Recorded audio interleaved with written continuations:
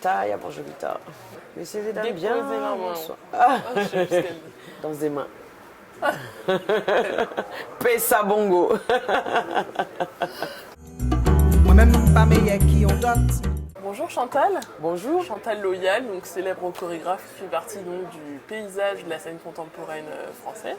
Merci de nous accorder cette interview aujourd'hui. Qui est Chantal Loyal? Chantal Loyal, c'est une femme guadeloupéenne de 50 ans qui est arrivée en France à l'âge de 8 ans, qui travaille autour de la danse et de la musique. C'est une femme très sensible, combattante, militante, partageuse et on va dire opiniâtre. Pour les spectateurs qui nous regardent, est-ce que vous pouvez nous donner votre définition de la danse contemporaine aujourd'hui? La danse contemporaine aujourd'hui, pour moi, chacun doit être créateur et avoir sa propre sensibilité, ne pas avoir de jugement, avoir des propositions qui puissent coller aussi peut-être au temps d'aujourd'hui. Je suis plutôt dans une démarche entre le passé et le présent, autour de la réappropriation culturelle, mais dans un sens positif, du PCI, du patrimoine immatériel, et de faire connaître d'où je viens, qui je suis, parce que comme je disais, je suis guadeloupéenne, avec un imaginaire, on va dire créole, qui fait que j'ai le sentiment d'être vraiment dans une expression du tout monde, en mélangeant des artistes et des expressions artistiques de tous bords, mais en étant fidèle à ce que je suis, en étant sincère et ne souhaitant pas coller à un idéal que nous imposent parfois et de tout temps les institutions. C'est accepter la différence, accepter l'autre. Alors, à votre avis, pourquoi on associe souvent à la danse contemporaine les adjectifs complexes ou parfois incompréhensibles? Je pense qu'on a voulu être dans l'élitisme, c'est-à-dire qu'on a mis des codes, la course, la marche, le sol, être debout. La danse contemporaine a imposé des codes de lecture que tout le monde n'a pas. Et ils ont souhaité l'imposer aussi au territoire d'outre-mer, à l'Afrique, absolument à ce que les gens puissent leur ressembler. Et alors qu'on a des codes culturels et des rituels religieux, qui soient cultuels ou culturels, qui ne sont pas les mêmes selon où nous naissons, où nous vivons. Et la danse contemporaine parfois impose, notamment, il y a une hégémonie, on va dire, de l'Europe et du Nord sur le Sud, qui fait qu'on se retrouve parfois coincé dans des regards stéréotypés, avec beaucoup de préjugés. Et je trouve ça un peu dommage. Et donc on est arrivé à quelque chose de très aseptisé, où en fait, du coup, si on n'a pas les codes, au lieu de venir à un spectacle et de dire ça me plaît pas, ou je ressens quelque chose, tout simplement, ou ça me fait vibrer, ça me fait pas vibrer, mais de laisser chacun s'exprimer. Après, bien évidemment, il faut que ce soit professionnel, il faut que ce soit bien fait, il faut que ce soit bien emmené, et après c'est à chacun d'aimer ou de ne pas aimer. Mais il faut laisser toutes les expressions s'exprimer, les accompagner à partir du moment où elles font ça de manière professionnelles, qu'elles sont accompagnées, qu'elles sont bien entourées.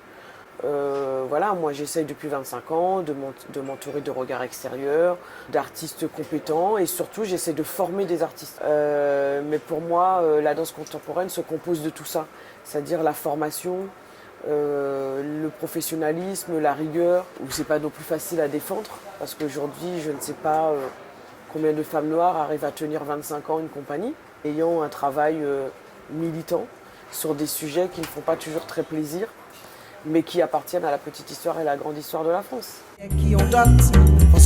Modernité. J'aime bien mixer des choses qui sont un peu inattendues. Et pour moi, c'est être un peu moderne. Vous voyez, je suis aussi dans la tradition.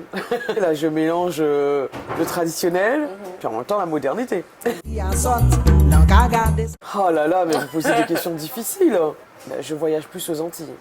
Guadeloupe, Martinique, mon cœur est attaché à l'Afrique aussi. Je viens d'arriver du Togo, je repartirai au Bénin au mois de février. Je suis partie au mois de février dernier au Sénégal. Puis j'ai fait le Mozambique, l'Afrique du Sud, le Zimbabwe, enfin bon, j'en ai fait plein, l'Ouganda. Mon cœur balancerait pour El Capé, mais je ne suis pas d'accord forcément sur tout, mais il y a des choses qui m'interpellent. Tout ça, c'est mon parcours, donc de manière intrinsèque, le Gros Cas m'appelle. Le baroque se fait un deuxième temps.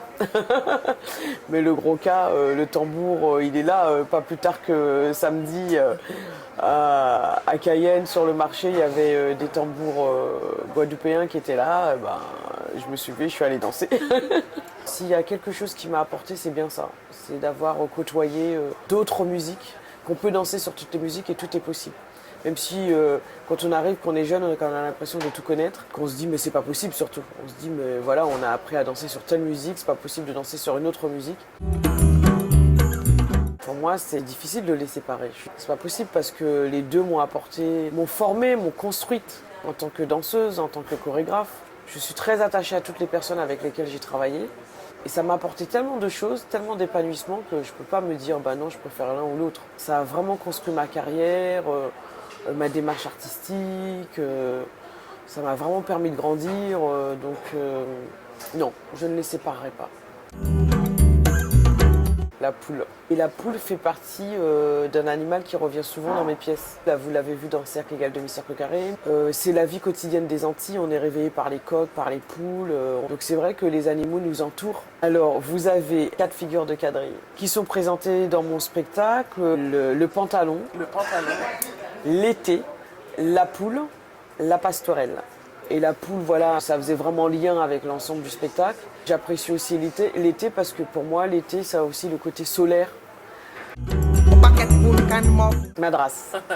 Ça, je pouvais complètement les dissocier. Je suis madras et tissu africain. Moi, je dirais plutôt goyave. Mais nous on pédit goyave. Ah, ça, la bouffe d'ombré.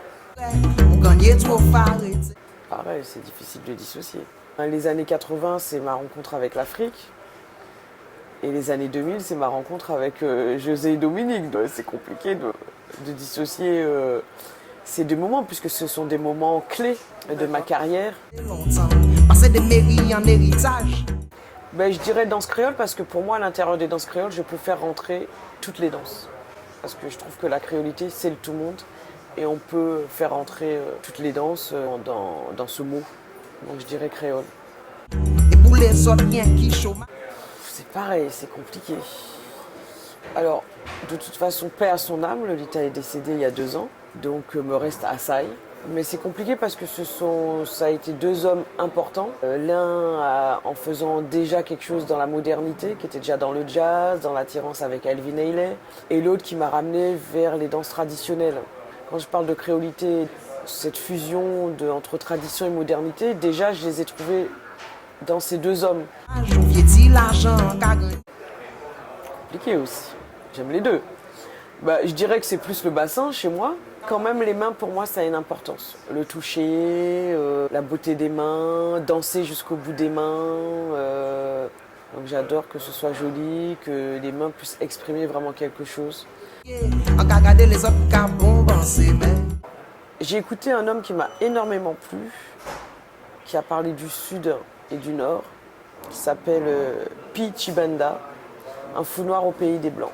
Et je dirais que c'est un texte qui m'a énormément touchée. C'est quelqu'un qui n'est pas comédien, mais qui se présente sur scène plutôt comme un philosophe, plutôt comme un conférencier, qui, à travers son histoire personnelle, nous raconte l'histoire du monde. L'histoire du rapport nord-sud. Ça fait déjà maintenant 4, 5 ans, 6 ans que je l'ai connu et que j'ai vu ce texte. Ombré, c'est farine, de l'eau mélangée, petit boin sel.